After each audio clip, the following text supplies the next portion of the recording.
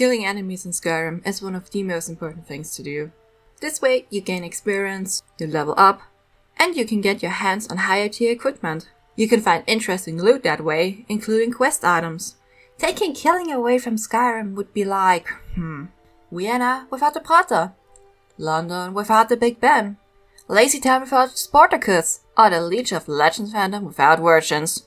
That's why I'm asking the question today, can you beat Skyrim without killing anything? The rules are pretty simple. I'm not allowed to kill anything or anyone. No dragon shall fall to my blade, and no goat shall be through dart off of a cliff, no matter how tempting the moment is. Okay, let's see how many problems I run into this game. Let's do this! First of all is the character creation. I have actually never played as an Argonian, so I made one, and I called her Frog to increase the racial tensions in Skyrim even more. I ran out of Helm Keep with my tail between my legs, and while I was running around, I was wondering, why my Argonian, a lizard, had tits. I did some research on the internet, and I came across a few things that when it comes to lizard and how they are presented in video games. If you wish to learn more about Argonians in video games, please Google Argonian Rule 34. Anyway, I dropped by Riverwood and then made my way to Whiterun to catch the nearest ride to Solitude. Why? Well, it is now time to tell you my 9,000 IQ points idea. There is an enchantment for weapons which you can use to paralyze enemies, which are called immobilizing, petrifying, and stunning. Okay, but you might be wondering, Rex, how are you still going to attack an enemy with that enchantment on a weapon? How are you going to make sure they won't die? This, my friends, is where the second part of my multi-step plan comes in. I came over to Solitude for a specific reason, and that is a very rare weapon. Ha! It's the knife! Yeah! I am planning on playing this whole game with only a knife. There are only a handful of knives you can find in a game which can be used as weapons, and they do an amazing 2 damage per hit. For reference, Alduin has at least a health bar among of 2,355, meaning if I were to hit him with the knife, I'd probably just barely tickle him. So I went to pick up a knife from the Solitude docks, where one is located in the building just outside the East Empire Company warehouse. I also grabbed a wooden sword, which also does 2 damage, from a chest, and now we are heading towards the hard bits. To get any merchants to spawn this type of enchantment, I'd need to be at least level 22. So now I'm going to grind like mad, and also get one of my favorite things in the whole world to get going. I'm of course talking about the Fortifier Restoration Loop. Well, I'll see you in a hot second. Many hours later. Okay, so it is now roughly 4 hours later. I have leveled up to 22. In the meanwhile, here's a quick rundown of what I just did. I got copious amounts of ingredients to make the Fortifier Restoration portions and some Fortifier enchantment potions. Then I ran into a wall in Dragon's Reach for over an hour to make my character level up like crazy. After that, I went around Skyrim to various trainers, trained from them, stole my money back, and rinse and repeat. I then made insane amounts of Fortifier Restoration portions to level up. Once I reached level 22, I went around various stores to reset them for the enchantment that I needed, and I finally found it in a Legion camp. Thank you, Legion. A few minutes later. Well, I went on to do the Fortifier Restoration loop, and I made 2 weapons which could paralyze enemies for roughly 7 real-world hours. That sounds good, doesn't it? Well, some internal overload or whatever misfired. And upon using the weapons for the first time, I got the information that I had no soul gem power left, and I'd have to charge them up. Problem is, when I went into the menu, I couldn't recharge them. Guess I pog-jammed a little bit too close to the sun there. Oh well, time to do the loop again, but a little less powerful this time around. A few moments later. Okay, I finally got things to work, and now I have 2 wooden swords which do a few minutes less time of paralyze, but I can deal with that. They're still bugged out, but they do their enchantment thing, so I'm happy with how things are. Off to Bleak Barrow it is then.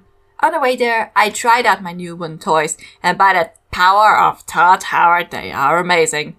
Each does 2 damage, but they paralyze the enemies like mad. And since I can do a few swings at once, it is so easy to just paralyze them and fuck off to a different place. Well, in the dungeon itself, I had 2 problems. I had to take the golden claw from the dark elf dude, and I had to take the dragonstone from the Draugr dude. The dark elf dude was lured into a bunch of Draugr and killed by them. And I lured the Draugr into the part with the swinging blades where he died of natural causes. Bleeding out is a natural cause because your blood needs to stay inside of your body. And if it doesn't, then you die of natural causes. Easy, huh? And before I made my way back to Dragon's Reach, I paid a quick visit to Mount Unfor? I hope I pronounced that right, where I grabbed the ice form shout, because that could freeze enemies, but I wasn't 100% sure if I would use it or not. Well, we'll see later on in the game. Okay, back in Dragon's Reach, we got the info that a dragon had attacked a watchtower. We went there, and that's when I realized that dragons could resist the Paralyze enchantment, which changed a lot of things for me. So instead of fighting this lad, I hid in the watchtower and did some Duolingo lessons. I hit it with a few swings, but let the other unkillable NPCs do their thing. Forks slurped up the soul, and the greybeards called. The next day. Oh god, it happened again. I opened the game again a few days later, and now I have the same problem as before. The 2 wooden swords, which were working perfectly fine before, are not working anymore, and it states that they have no charges in them.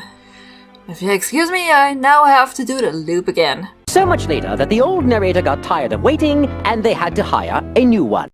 Okay, now I have some wooden swords to paralyze enemies again, and off it is to Hive Hrothgar. Well, upon climbing the 7,000 steps, I was assaulted left and right by high-level enemies, such as a few frost trolls, some bears, and even a dragon. I didn't even know dragons could spawn up there. I ran my ass into the castle and hid there. The greybeards aggroed on the dragon for a short bit, but then returned to normal and I could do my ritual to join the clique. Ustengrav was a bit difficult because I was facing skeletons for the first time there, and since they were so weak, all I could do was run away from them. I think some died in the fire traps close to the grave, but that's once again just natural causes. I met with Delphine, returned the horn to the greybeards, and returned to Ustengrav, because if you do that, after telling the greybeards you did it, you get a free dragon soul. This is 1 out of 2 dragon souls I can get in this run that aren't fixed on any shouts, such as the first dragon fight and Foos, so I used it on the Become a Feral shout to give myself a small advantage in future fights. Next we had to battle a dragon, and to speed things up a tiny little bit, I switched to a different set of weapons. But Delphine landed the killing blow, so I'm home free and got another dragon soul, which I used on the shout mentioned earlier, Ice Form. Okay, I did run into an issue at the Farmer Embassy. To escape it, you need a key. The key is in the pockets of the Falmer soldiers who bring down Melbourne. But once they're paralyzed, pickpocketing is not possible anymore. I wandered around the grounds a bit, trying to make my way through invisible walls, trying to scale up buildings, but nothing could get me out of there.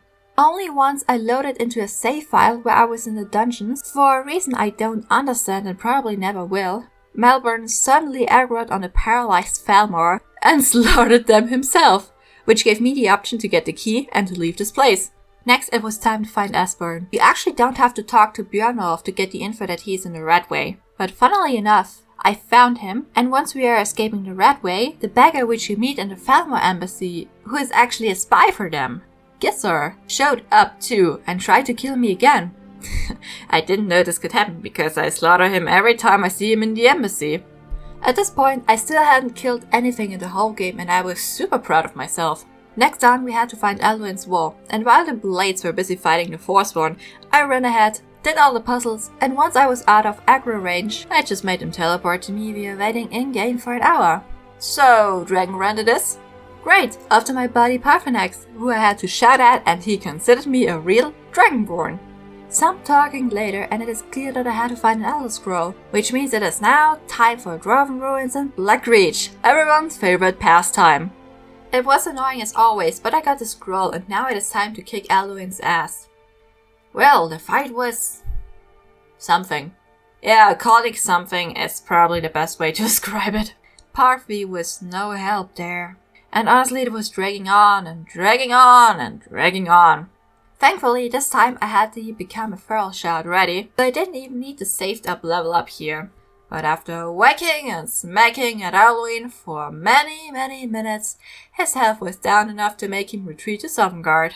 I'm not going to bore you with the Peace Council. Apart from the fact that I threw out both Ulfric and his pet Gunnar off of the mountain because they're essential NPCs and cannot die, so I made them suffer for their crimes towards Skyrim.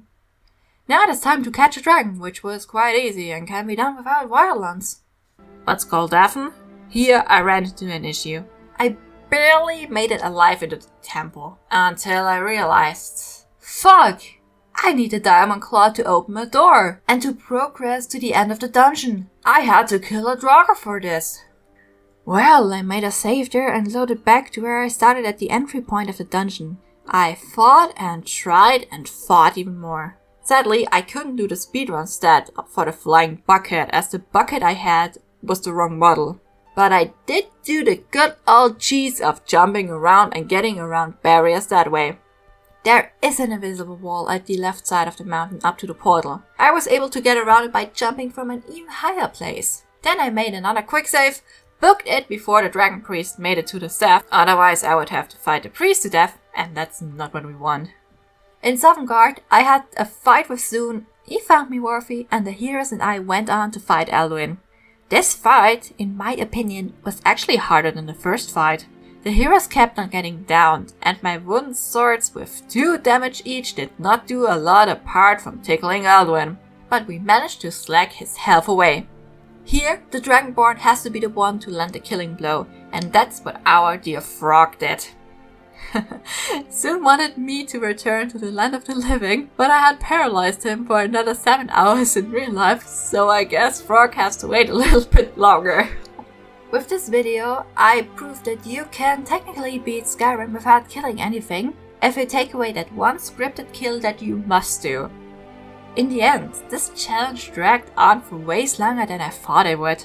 Getting all the ingredients for the crazy fortifier restoration loop took longer than I thought it would, and I also spent over an hour letting my character run against the wall to level up Sneak. In the end, the Sneak skill wasn't even worth it, because you cannot pickpocket paralyzed enemies, which had been a plan of mine before. Oh well, this was a challenge far different than any other I had done before, but I enjoyed it greatly, and I hope so did you. In the end, this challenge took me 9 hours and 15 minutes to beat. My name is Rexy, and this was my video on beating Skyrim without killing anything. Thank you very much for watching, and I hope I'll see you in the next video. Bye!